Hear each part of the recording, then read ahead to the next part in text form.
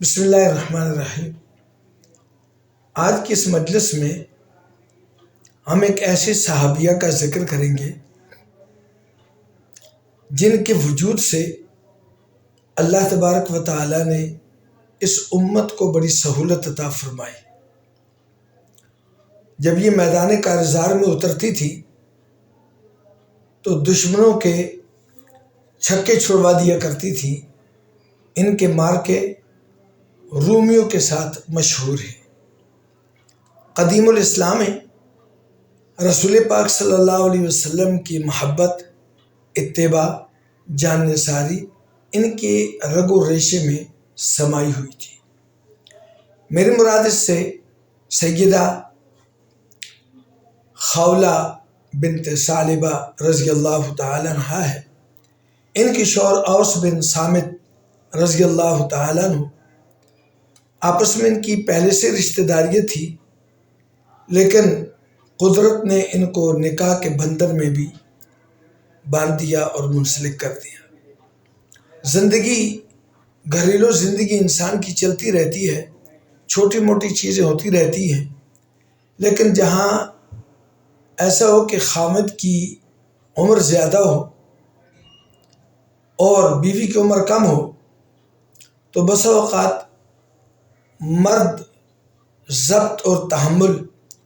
اس میں کمزور ہو جاتا ہے، اور کہیں ایسا بھی ہوتا ہے کہ عورت اس کا ضبط اور تحمل کمزور ہوتا ہے۔ سو یہاں ایسے ہی ہوا کہ گھر کے اندر روٹین کی زندگی چل رہی تھی، معمولات چل رہے تھے، تو کسی بات پر حضرت اوس بن صامت رضی اللہ تعالیٰ عنہ نے ان سے یہ لفظ کہے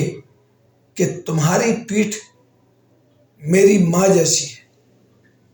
زمانہ جاہلیت کے اندر یہ الفاظ ایسے تھے کہ یہ طلاق سے بھی سخت ترین الفاظ تھے۔ عورت سے رجوع کرنے کا کوئی اس میں راستہ ہی نہیں تھا، اور زندگی بھر کی ابدی حرمت اس سے لاحق ہو جاتی تھی۔ تو سیدہ نے جب یہ الفاظ اپنے شوہر کے منہ سے سنے تو ان کے پاؤں سے تو زمین نکل گئی۔ چھوٹے چھوٹے بچے، بڑھاپا، کہیں اور نکاح کا وقت بھی گزر چکا، تو سیدہ رسول کریم صلی اللہ علیہ وسلم کی خدمت میں حاضر ہوئی، اور آپ صلی اللہ علیہ وسلم کے پاس انہوں نے یہ شکایت کی اور پوری نوعیت سامنے رکھی، اور یہ الفاظ بھی آپ نے دہرائے۔ تو نبی کریم صلی اللہ علیہ وسلم نے ارشاد فرمایا کہ پرانے ضابطے اور قانون کے تحت تو آپ پر وہ حرام ہے اور آپ ان پر حرام ہیں، اور نیا کوئی حکم اللہ کی جانب سے آیا نہیں،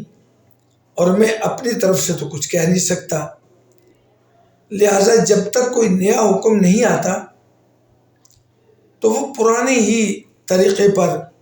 یہ معاملات چلتے رہیں گے۔ سیدہ خولہ بنت ثعلبہ رضی اللہ تعالیٰ عنہ انتہائی مغموم، پریشان، آپ نے رونا دھونا شروع کر دیا، اور ایسی روئی کہ اللہ تبارک و تعالیٰ کی رحمت کو ان کے رونے نے جوش دلا دیا، اور حضور صلی اللہ علیہ وسلم کی زبان اقدس سے جب یہ بات سنی تو یہ وہاں سے ہٹی نہیں ہے۔ بدستور رسول اکرم صلی اللہ علیہ وسلم کے پاس ہی رہی، اور پھر ہاتھ آسمان کی طرف اٹھائے فرمایا کہ اللہم انی اشکو الیک، پروردگار میں اپنے دکھوں، میں اپنے دردوں، میں اپنی مصیبتوں، میں اپنے مستقبل، میرے بچوں کا مستقبل، میں اس سب درد کی شکایت آپ سے کرتی ہوں، آپ میرے رب ہیں۔ فرمایا کہ اس قدر الہا اور زاری سے اللہ رب العزت کی طرف متوجہ ہوئیں، آؤ فغا اللہ کے دربار میں کی کہ اللہ جل شانہ کی طرف سے قرآن کریم کی یہ آیات مبارکہ اتری، قد سمع اللہ قول التی تجادلک۔ فرمایا کہ یہ آیات اتری تو فرمایا تشتکی، آپ جو اللہ رب العزت سے شکایت کر رہی ہیں، اللہ نے وہ شکایت آپ کی سن لی، آپ کے گھر سے آپ کے شور کے ساتھ میرے نبی کے ساتھ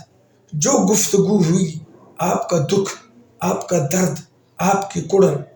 اللہ جل شانہ نے وہ سن لی۔ اللہ تبارک و تعالی نے حکم نازل فرما دیا کہ اب ان الفاظ سے حرمت ابدی، ہمیشہ ہمیشہ کے لیے عورت کا مرد پر حرام ہو جانا، یہ ختم ہو گیا۔ یہ ایک بہت بڑی امت کے لیے، خواتین و حضرات کے لیے، قیامت تک کے لیے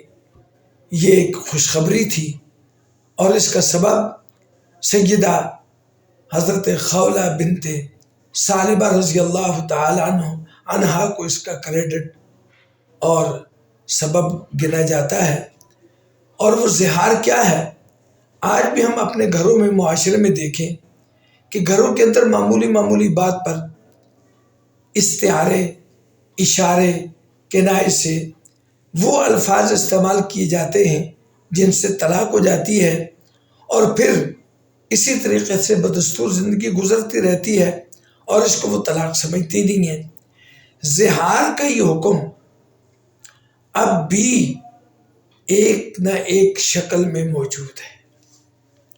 اگر کسی نے زہار کر لیا اپنی زبان سے اپنی بیوی کو، یہ بات اس نے کہہ دی کہ تو میری ماں کی طرح ہے، بہن کی طرح ہے، میری دادی ہے، تو میری نانی کی طرح ہے، تو میری پھپھی کی طرح ہے، میری خالہ کی طرح ہے، وہ رشتے جو ابدی طور پر حرام ہیں، ان رشتوں کے بیچ میں ڈال کے کہہ دیا، تو اسی کو زہار کہتے ہیں۔ اور اس کا حکم علماء نے یہ لکھا ہے، اگر کوئی رجوع نہیں کرتا تو پھر تو گیا ختم، اور اگر عقل ٹھکانے آ جاتی ہے اور وہ کہتا ہے کہ صاحب مجھ سے غلطی ہوئی اور میں بھٹک گیا، جذبات کے روح میں بہہ گیا، تو فرمایا کہ پھر اس کے لیے قرآن کریم اور اللہ کے حبیب صلی اللہ علیہ وسلم نے جو حکم حضرت اوس بن صامت رضی اللہ تعالیٰ عنہ سے فرمایا کہ صامت تمہارے لیے یہ ہے،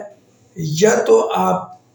2 مہینے کے مسلسل روزے رکھو۔ انہوں نے فرمایا یا رسول اللہ بوڑھا ہو گیا،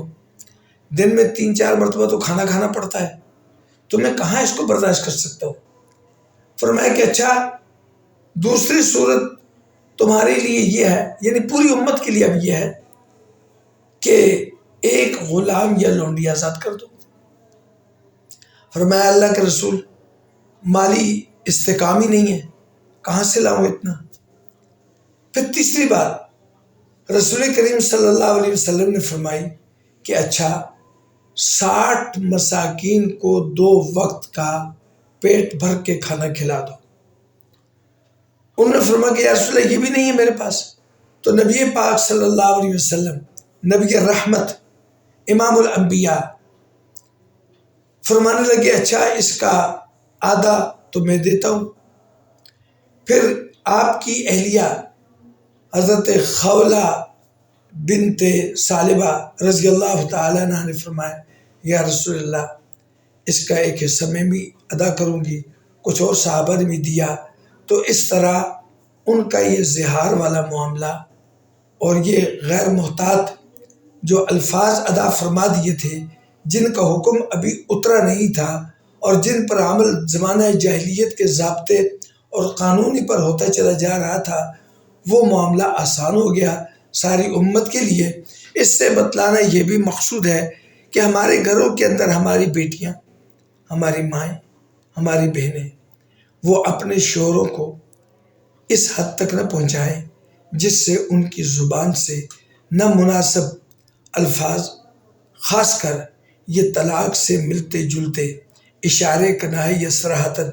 یہ ادا نہ ہوں جس سے ان کی پوری فیملی وہ کریش ہو جائے یا وہ مصیبت میں پڑ جائے اور یہ معاملہ سلجھانے سے بھی نہ سلجھے۔ اللہ ہم سب کو توفیق عطا فرمائے اس سے بچنے کی۔